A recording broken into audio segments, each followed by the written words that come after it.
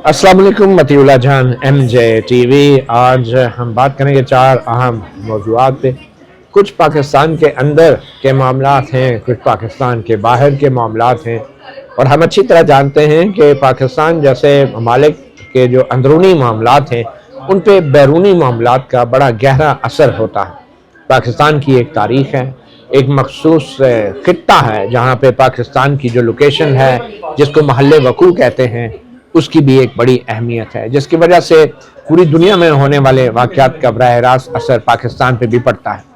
तो आज हम जिन 4 मौज़ूआत पे बात करेंगे उनमें आगाज़ हम करेंगे बाहर के मामलात से। सबसे अहम जो डेवलपमेंट हुई है कि अमेरिका जो कि एक सुपर पावर है और उसके सदर डोनाल्ड ट्रंप जो कि एक उससे भी ज़्यादा एक सुपरा पावर कह लें, उन्होंने अपने ही पड़ोस के एक खित्ते लैटिन अमेरिका में वेनेजुएला के एक मुल्क के सदर को बाकायदा उनकी अहलिया समेत गिरफ्तार किया है और उन पर इल्ज़ामात हैं चंद दूसरे जराइम के अलावा ड्रग्स की, मनशियात की स्मगलिंग के भी।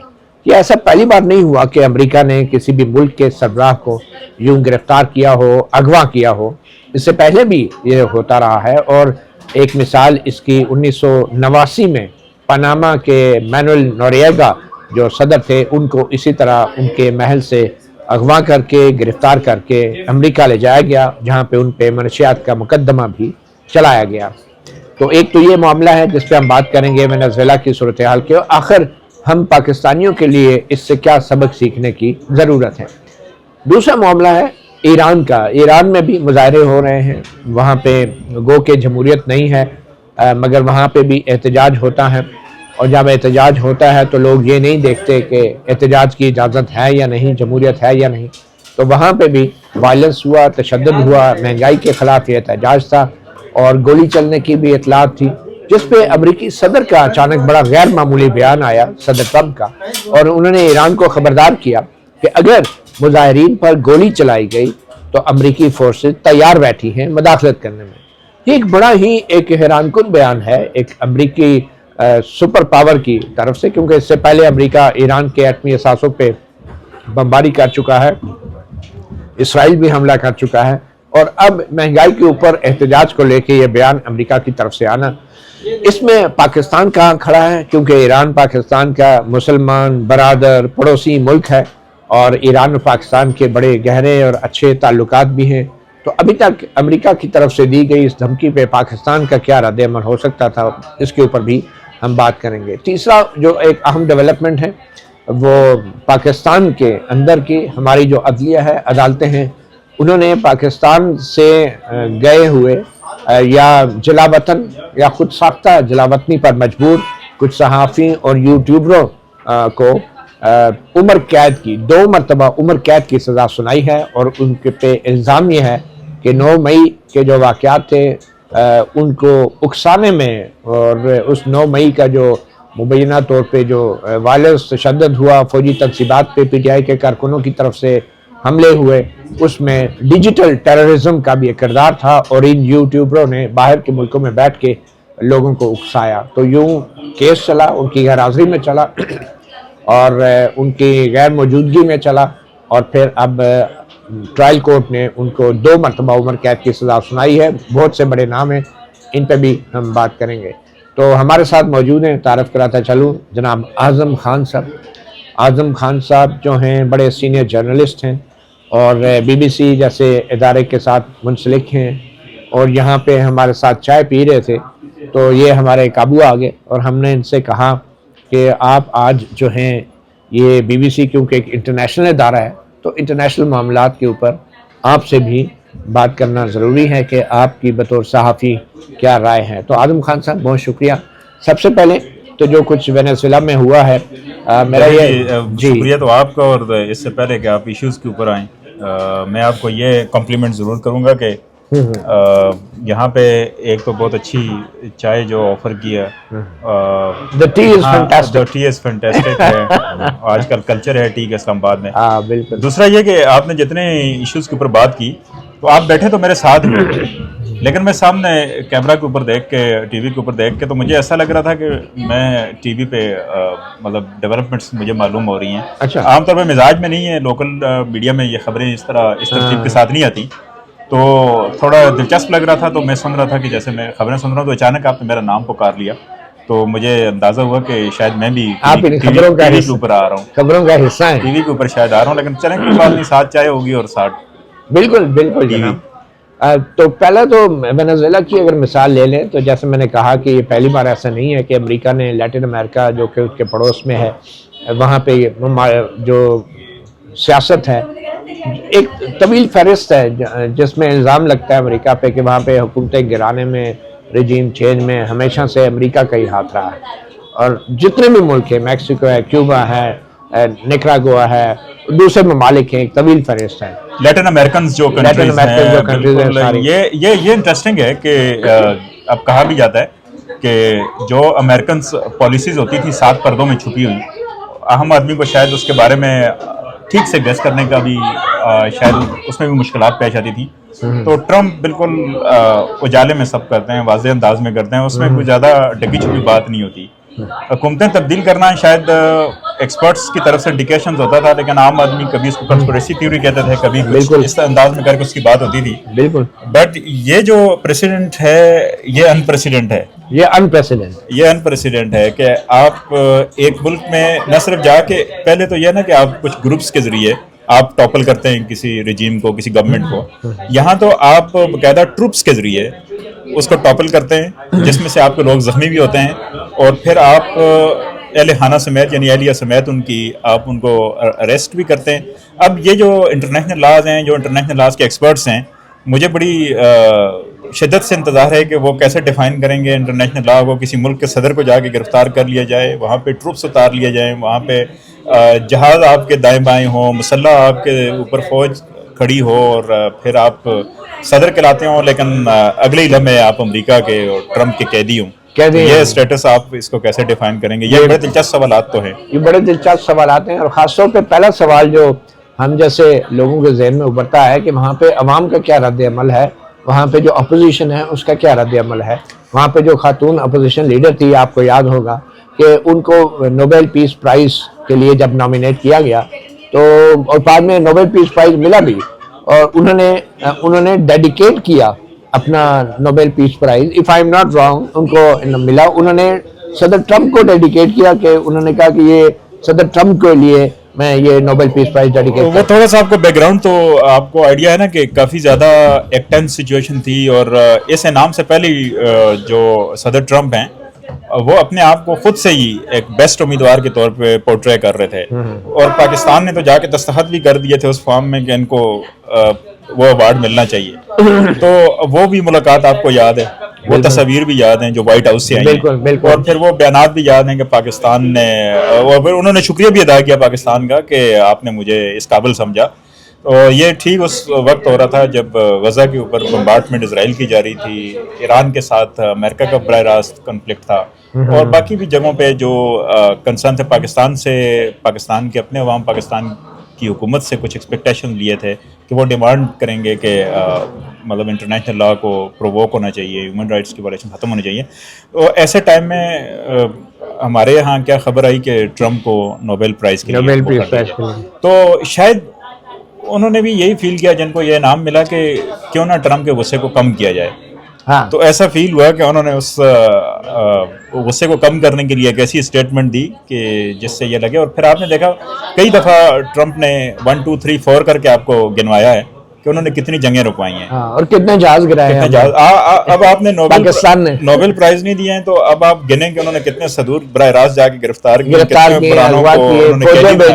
فوجیں بھیجی ہیں. تو یہ ایک انٹرسٹنگ گنتی شروع ہو جائے گی, کاؤنٹ ڈاؤن کہیں یا جو بھی اس کو کہیں. ویسے آپ کے خیال میں جو اپوزیشن لیڈر, باقی جو اپوزیشن والی جو کیا رد عمل ہونا چاہیے, اپوزیشن والی جو آپ کی بات ہے, مجھے یہ لگتا ہے کہ لیٹن امریکن کنٹریز میں آپ کو ایک بڑا کنسرن جو امریکہ کا رہا ہے وہ یہاں پہ جو کمیونزم کے حوالے سے اور لیفٹ کی جو لیفٹ اورینٹڈ پالیٹکس ہے, اس حوالے سے کافی لانگ ٹرم ایک ان کا وہ رہا تو ہے. ان کا سیکورٹی کنسرن بھی رہے. پھر یہ جو آپ نے ڈرگ کے حوالے سے بھی بات کی, اس طرح بھی ساری وہ چیزیں نہیں, اور کیوبن میزائل کرائسس بھی تو ایک بہت بڑا ہے, وہ بھی ایک ہسٹری کا بہت بڑا ایک ریفرنس ہے.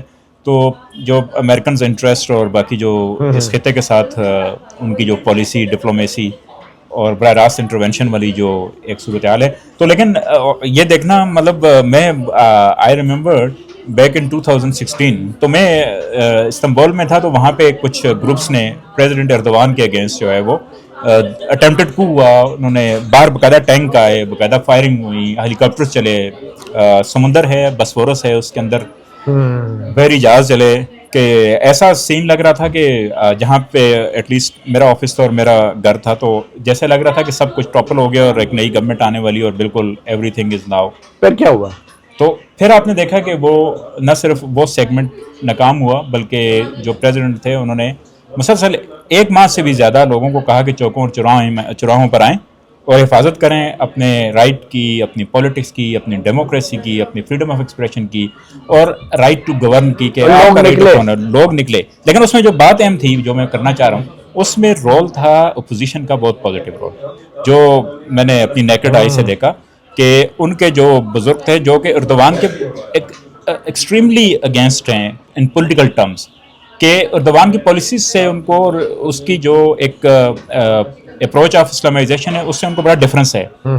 بٹ جب انہوں نے دیکھا کہ ایک فوج کا سیگمنٹ آ کے اس طرح ٹاپل کر رہا ہے ایک ڈیموکریٹکلی الیکٹڈ لیڈر کو، تو وہاں انہوں نے اس کو دے شن آل دیئر ڈفرینسز، وہ ایک پیج پہ آئے اور وہ ایک اسٹیج پر آئے.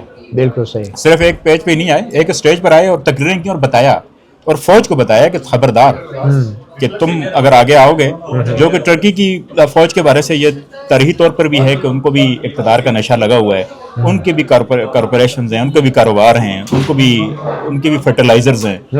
تو ایسے جس کو کہتے ہیں کہ ادارے کو اپوزیشن ملتی ہے پریزیڈنٹ کے ساتھ، اور وہ کہتے ہیں ہمارا مقابلہ آپ کے ساتھ ہوگا انتخابی میدان میں. ایگزیکٹلی، ٹھیک ہے. اور باوجود اس کے کہ وہ ایک مذہبی اپوزیشن دوسرے کے لیے، ہاں مذہبی سیاست کرتے تھے وہ، جی، مگر انہوں نے پھر اصول کے اوپر کھڑے ہو گئے. اچھا، اپوزیشن کا وہاں پہ زیادہ جو تھا نا وہ سیکولر ٹینڈنسی تھی. ٹرکی کی بات، اردوان جو ہے وہ مذہبی تھا، سوری اپوزٹ تھا، لیکن انہوں نے اس کے باوجود ان چیزوں کو انہوں نے ان کو معلوم تھا کہ جب کبھی، کیونکہ انہوں نے ایک سبق سیکھا تھا کہ لڑتے آپس میں جب بھی پولیٹیشینز ہیں اور جب بھی اپوزیشن اور گورنمنٹ والے ہیں، تو کوئی تیسرا ہوتا ہے جو فائدہ اٹھا لیتا ہے. ایک کو جیل میں بٹھا کے، تو اب اگر وینزویلا پہ وینزویلا پر آئیں تو اب جو آئیڈیل پوزیشن ہے وہ تو یہی لگ رہی ہے جو آپ سننا بھی چاہ رہے ہوں گے اور لوگ دیکھنا بھی چاہ رہے ہوں گے، کہ اپوزیشن کیا اس طرح بیہیو کرے گی کہ جس طرح ڈیموکریٹکلی اس کو بیہیو کرنا چاہیے. وہ تو ویلکم کر رہے ہیں ابھی تک کی جو اطلاعات ہیں. اب دیکھیں، ہو سکتا ہے کہ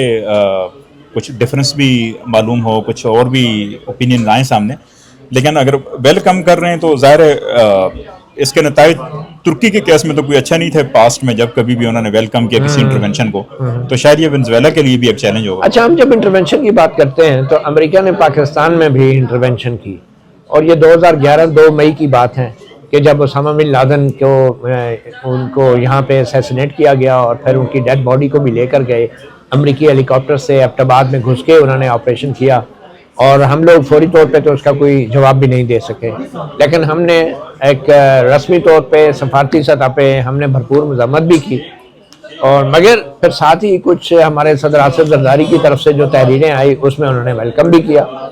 تو یہ آپ کے خیال میں پاکستان میں اگر خدا نخواستہ اس طرح کی سچویشن ہوتی ہے تو اب لگتا تو نہیں ہے، کیونکہ پاکستان تو ایک ایٹمی ملک ہے نا جی، اب یہ تو کوئی مذاق تو نہیں ہے کہ ہمارے صدر کو کوئی اس طرح اٹھا کے لے جائے ایوان صدر سے.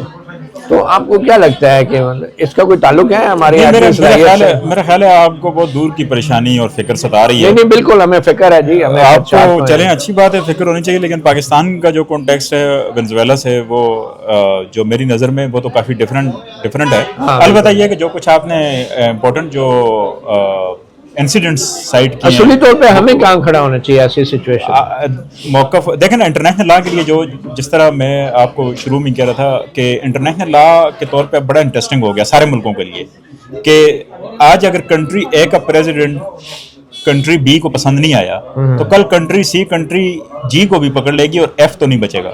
لیکن اس میں سبق کیا ہے؟ سبق کہ عوام کو کتنا دبانا چاہیے، کس حد تک لے کے جانا چاہیے کہ خدا نخواستہ آج وینزویلا کے عوام جو ہیں بجائے اس کے کہ وہ امریکہ کے اس اقدام کی مذمت کریں، اس کے خلاف سڑکوں میں نکلیں، وہ بجائے اس کے وہ چپ کر کے بیٹھ گئے، اور اکثریت کی رائے شاید یہ ہے کہ جو بھی ہوا بہتر ہی ہوا ہے. مطلب کیا اب وینزویلا کے جو صدر تھے انہوں نے عوام کو بہت زیادہ تنہا کر دیا تھا، کارنر کر دیا تھا، سپریس کیا تھا. تو کیا اس میں کوئی سبق ہے ہم جیسے ممالک کے لیے؟ اب یہ انٹرسٹنگ بات ہوگی یہ کہ اس کو کس طرح پاکستان سے آپ لنک کرتے ہیں، بٹ یہ اصولی طور پہ تو یہ ہے کہ ایک اصولی بات تو ہے کہ اگر جب آپ رائٹ ٹو جس کو کہتے ہیں کہ ایکسرسائز ان کو نہیں دیتے اپنی پولیٹیکل جو ہیومن بیسک ہیومن رائٹس ہیں، پولیٹیکل رائٹس ہیں، تو پھر ہوتا یہی ہے کہ وہ ایک حادثہ ہی ہوتا ہے. تو اگر وہاں کے عوام نے اس کے اوپر کوئی اپنا کنسرن نہیں شو کیا، وہاں کی اپوزیشن نے نہ کیا، تو یہ کسی بڑے حادثے کے لیے کم تو نہیں ہوگا وینزویلا کے لیے. اور پھر اگر اس سے پہلے آپ دیکھیں نا لیبیا میں کیا ہوا، عراق میں کیا ہوا، صدام حسین کے ساتھ کیا ہوا، محمد قذافی کے ساتھ کیا ہوا. اس کی وجہ یہ تھی نا کہ وہ جو حکومتیں تھیں وہ عوام کو دباتی تھی، سپریس کرتی تھی، ان کی گلا گھونٹتی تھی، آواز دباتی تھی. تو اس طرح کے حالات میں تو پھر الٹیمیٹلی کیا ہوتا ہے، پھر جب عوام آپ کے ساتھ نہ ہو تو پھر تو بہت نقصان ہو جاتا ہے. اور پاکستان کی تاریخ دیکھیں آپ، 1971 میں کیا ہوا. تو یہ بہت ضروری ہے کہ عوام کو ریاست اور حکومت ساتھ لے کے چلے. آپ نہیں سمجھتے کہ یہ تاریخ جو ہے یہ کوئی لیٹن امریکہ کے حد تک یہ معاملہ نہیں ہے، یہ بات ایک عمومی ایک اصول ہے پوری دنیا میں کہ عوام اگر ساتھ نہیں چلتے حکومت کے ایک خاص سطح تک تو پھر بہت سے مسائل پیدا ہوتے ہیں. یہ بات درست ہے. میرا خیال ہے پاکستان میں اس حوالے سے تو ایک ریئلائزیشن ہے کسی نہ کسی لیول پہ، اور ایک خاص سٹن لیول کے اوپر عوام کو، پاکستان کے عوام کو ایڈریس بھی کیا جاتا ہے، ان سے بات بھی کی جاتی ہے ان کے نمائندوں کے ذریعے. جس طرح ابھی بھی ایک پاکستان میں بہرحال ایک سیٹ اپ ہے، رائٹ اور رانگ جو ایک الیکٹورل پروسیس ہوتا ہے اس کے اوپر تنقید بھی ہوتی ہے اور اس کے حوالے سے کافی کنسرن بھی ہوتے ہیں. لیکن یہ ہم دوسری تیسری دفعہ دیکھ رہے ہیں کہ ڈیموکریٹک ایک جو پروسیس ہے، ٹرانزیشن ہے، وہ ہو رہی ہے. اب اگر شاید یہ بھی تنقید ہوتی ہے کہ کسی ایک آدھ ادارے کا زیادہ انفلوئنس ہے، اس کے پاس زیادہ پاور ہے، لیکن ہمیں جن ممالک کا آپ نے نام لیا وہاں پہ بالکل ٹوٹلی ڈفرینٹ نظام ہے. ہمارے نظام میں بہرحال بہتری کی ایسا لگتا ہے کہ یہاں پاکستان میں اس کی امید ضرور ہے، اور کوشش تو یہی ہونی چاہیے اصولی طور پہ کہ کہیں ہم اس طرف نہ چلے جائیں. وہ ٹینڈنسی ہوتی ہے بنائی طور پہ کہ جو آپ کو ٹربل میں لے کر جائے. اور وہ ملک زیادہ ریزیلینٹ ہوتے ہیں جہاں پر تنقید کو سنا جاتا ہے، جہاں پہ مخالف آوازوں کو دبایا نہیں جاتا، اور جہاں بات بات پہ جیل اور زندان کے دروازے نہیں کھولے جاتے. بالکل صحیح ہے. چلیں آپ بطور صحافی اگر آپ کو موقع ملے اس وقت پاکستان کے دفتر خارجہ کے ترجمان سے ملاقات کا، تو آپ کیا سوال کریں گے وینزویلا کی سچویشن کے حوالے سے؟ ڈیفینیٹلی پہلا سوال تو ذہن میں یہی آتا ہے کہ پاکستان وینزویلا کے صدر کی گرفتاری کو کس نظر سے دیکھتا ہے. اب ٹرمپ کی اسٹیٹمنٹس ہیں، آگے جو صورتحال ہے، تو پہلا کوشچن تو یہی ہے کہ کیا کسی ملک کو یہ رائٹ ہے کہ وہ کسی دوسرے ملک کے پریزیڈنٹ کو جا کے گرفتار کر لے. دوسرا سوال کیا ہوگا؟ اچھا، اب ظاہر ہے میں ساتھ آپ کو فون کروں گا اور ساتھ آپ کو میسج کروں گا، میں بتاؤں گا 2-3 سوال مجھے بتا دیں، میں جلدی سے ان سے پوچھ لوں کہ پاکستان کو اس کی مذمت کرنی چاہیے، پاکستان کو خوش آئند کہنا چاہیے، جو کچھ ڈیولپمنٹ ہوئی پاکستان کا رد عمل کیا ہوگا اس ساری ڈیولپمنٹ کے اوپر. اور میں اس کا جواب بھی پہلے آپ کو بتا دیتا ہوں. ترجمان کہیں گے کہ ابھی ہم وہ میرا سوال کا جواب بھی نہیں دیں گے، اور اگر جواب دیں گے تو وہ کہیں گے کہ ابھی پاکستان صورتحال کو بغور دیکھ رہا ہے، بغور جائزہ لے رہا ہے. بغور جو جائزہ ہوتا ہے نا، تو بغور جائزے کا مطلب یہ فارن آفس میں لیا جاتا ہے. ہاں، اور جائزہ لیا کہیں اور جا رہا ہوتا ہے. یہ تو پوسٹ آفس ہوتا ہے نا، جو فارن آفس ہوتا ہے. اور یہ بڑی افسوس کی بات ہے کہ فارن آفس جو ہے وہ فورن آفس نہیں ہوتا. فورن آفس ہونا چاہیے. ایسے میرا خیال ہے کوئی زیادہ افسوس کی بات بھی نہیں ہے، کیونکہ فارن آفس ہر جگہ پہ آپ کا جو مارکیٹنگ ڈیسک ہوتا ہے وہ ہوتا ہے، جو آوازیں لگا رہا ہوتا ہے کہ یہ ویسے افسوس اس بات کہ فارن ڈیسیژن میکنگ کہیں اور ہی ہو رہی ہوتی ہے. Foreign office of Pakistan is foreign to people and their sentiments. It is foreign. It has to be representative. تو تبھی ہوگا کہ جب منتخب حکومتیں، منتخب نمائندے خارجہ پالیسی بناتے ہیں، اور یہ پالیسی کہیں اور نہیں بنتی. جو ڈومیننسی ہوتی ہے وہ تو ان کی رہتی ہے، بٹ اداروں کا انپٹ بھی اس میں ہوتا ہے. چلیے اب آ جاتے ہیں وینزویلا سے نکل کے پاکستان کے پڑوس ایران میں. ایران کے حوالے سے جو امریکہ نے بڑا دھمکی آمیز بیان دیا ہے، معاملہ محض احتجاج کا ہے اور مہنگائی کے خلاف احتجاج کا ہے، لیکن امریکی صدر ٹرمپ کو شاید اس میں ایک سنہری موقع نظر آیا ہے کہ وہ رجیم چینج شاید کر لیں گے.